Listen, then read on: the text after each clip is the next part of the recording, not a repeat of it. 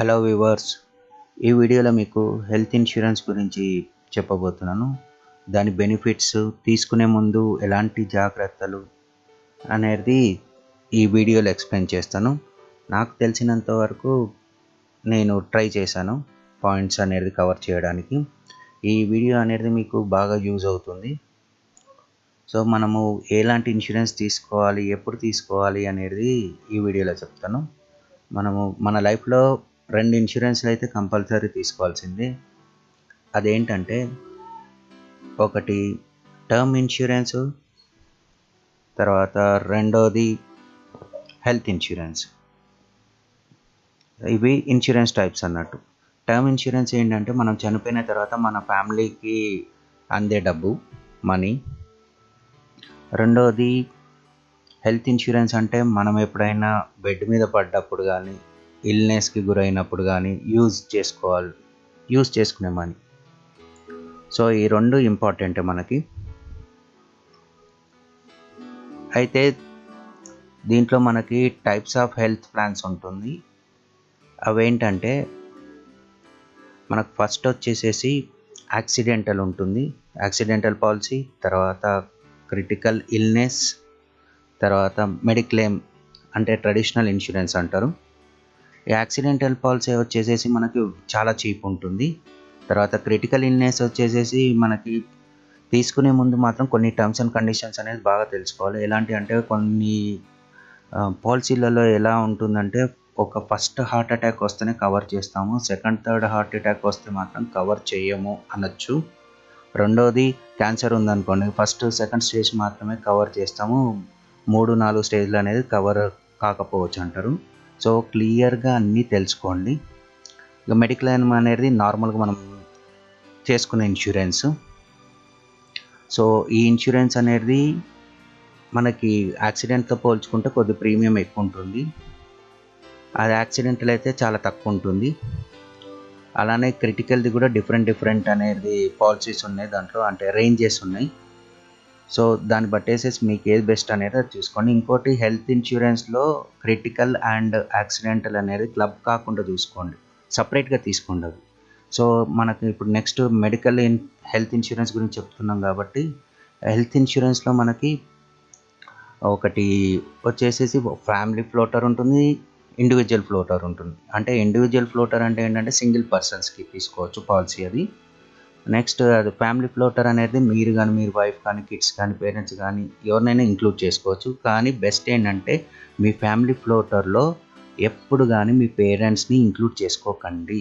ఎందుకంటే ప్రీమియం ఎక్కువ ఉంటుంది, వాళ్ళ ఏజ్ కూడా ఎక్కువ ఉంటుంది కాబట్టి. సో బెస్ట్ పాలసీస్ నాకు తెలిసిన దాంట్లో ఏంటంటే ఫస్ట్ వచ్చేసేసి హెచ్డిఎఫ్సి ఎర్గో హెల్త్ ఇన్సూరెన్స్ అండి, అంటే రీస్టోర్ ప్లాన్ అది. సెకండ్ వచ్చేసి స్టార్ కంప్రహెన్సివ్ ప్లాన్. థర్డ్ వచ్చేసేసి రెలిగేర్ సూపర్ ప్రీమియం. ఈ 3 ప్లాన్స్ మాత్రం కాస్త నాకు బెటర్ అనిపించింది, బెస్ట్ అనిపించాయి. సో ఏంటంటే మీరు ఏవైతే తీసుకోవాలనుకున్నప్పుడు ఇది ఈ ప్లాన్స్ గురించి కూడా కొద్దిగా తెలుసుకోండి. నెక్స్ట్ మనకి ఒకటి తెలియంది ఏంటంటే ఇన్కర్డ్ రేషియో అనేసి ఉంటుంది కదా, క్లెయిమ్ రేషియో. అసలు ఇన్కర్డ్ క్లెయిమ్ రేషియో అంటే ఏంటిది, సెటిల్మెంట్ రేషియో అంటే ఏంటంటే, సెటిల్మెంట్ రేషియో వచ్చేసేసి ఓన్లీ టర్మ్ ఇన్సూరెన్స్ మాత్రమే యూజ్ చేస్తాం. ఇన్కర్డ్ క్లెయిమ్ రేషియో వచ్చేసేసి ఇన్సూరెన్స్లో, హెల్త్ ఇన్సూరెన్స్లో యూజ్ చేస్తాం. సో అదొకటి తెలుసుకోండి. ఇంకోటి ఇన్కర్ రేషియో, క్లెయిమ్ రేషియో వచ్చేసేసి మనకి 50 నుండి 90 మధ్యలో ఉంటుంది. 50 బిలో ఉందనుకోండి, అది రిజెక్షన్స్ ఎక్కువ ఉన్నాయి అన్నట్టు. అబౌవ్ 90% ఉందంటే ఆ కంపెనీ దివాళా తీస్తుంది, ఎందుకంటే అంతగానము సెటిల్మెంట్ చేయడం కష్టం. ఇంకోటి ఇన్కర్ రేషియో వచ్చేసేసి మనకి హెచ్డిఎఫ్సిలో 64%, స్టార్లో 62% అండ్ రెలిగేర్లో 57% ఉంది. నెక్స్ట్ వచ్చేసేసి మనకి ప్రీ అండ్ పోస్ట్ హాస్పిటలైజేషన్ గురించి అండి. హెచ్డిఎఫ్సిలో వచ్చేసేసి 60 to 180 డేస్ అండి. తర్వాత స్టార్లో 60 డేస్ నుండి 90 డేస్ పోస్ట్ హాస్పిటలైజేషన్ బిల్స్ అనేది మనం సబ్మిట్ చేసుకోవచ్చు. తర్వాత రెలిగేర్ వచ్చేసేసి 30 to 60 days. So next NCB గురించి అండి, నో క్లెయిమ్ బోనస్. ఇది ఏంటంటే మామూలుగా మనము ఏ పాలసీలో ఒక్కసారి కూడా క్లెయిమ్ చేసుకోకుండా మనకు నో క్లెయిమ్ బోనస్ అనేది మనకు వర్తిస్తుంది. హెచ్డిఎఫ్సి స్టార్ వచ్చేసి 100% నో క్లెయిమ్ బోనస్ ఇస్తుంది, కానీ 2 ఇయర్స్ తర్వాత.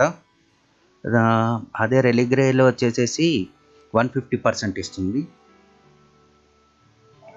సో నెక్స్ట్ వెయిటింగ్ పీరియడ్ అండి, అంటే ప్రీ డిజీజెస్ ఏమైనా ఉంటే దాని వెయిటింగ్ పీరియడ్ వచ్చేసేసి హెచ్డిఎఫ్సిలో అండ్ స్టార్లో వచ్చేసేసి మనకి 3 to 4 ఇయర్స్ అనేది ఉంటుంది. హెచ్డిఎఫ్సిలో 3 ఇయర్స్ అండ్ అదర్స్లో 4 ఇయర్స్ అనేసి ఉంది.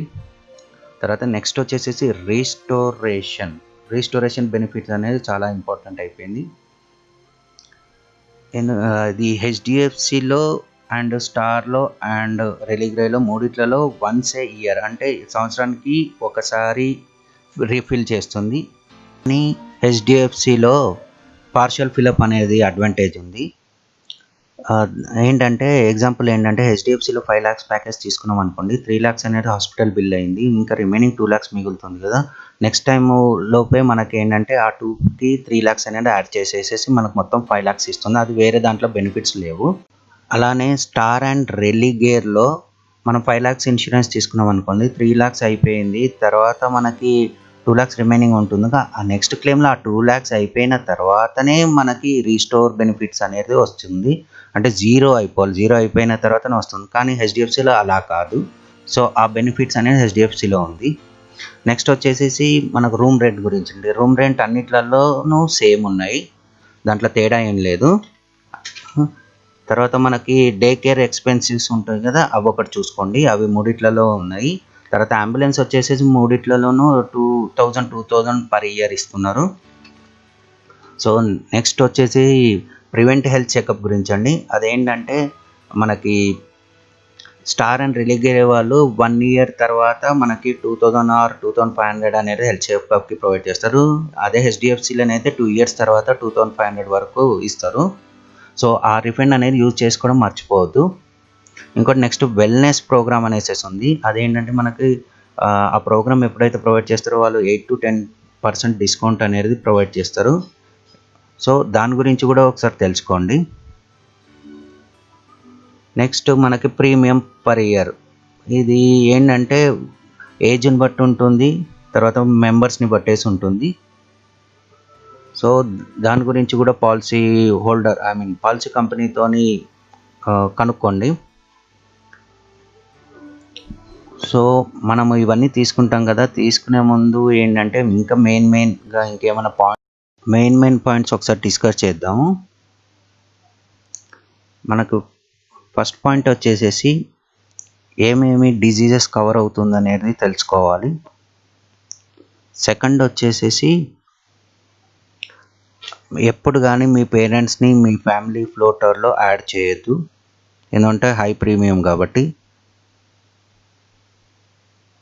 సో థర్డ్ వచ్చేసేసి మీకు ఏవైనా ప్రాబ్లమ్స్ అంటే హెల్త్ ఇష్యూస్ కానీ ఇంకేమైనా మెడికేషన్స్ తీసుకుంటే దాని గురించి మొత్తం ఫుల్ డీటెయిల్స్గా చెప్పండి, ఎందుకంటే రేపు పొద్దున ఎప్పుడైనా క్లెయిమ్ చేసినప్పుడు మీకు ప్రాబ్లం అయ్యే ఛాన్సెస్ ఉంటాయి.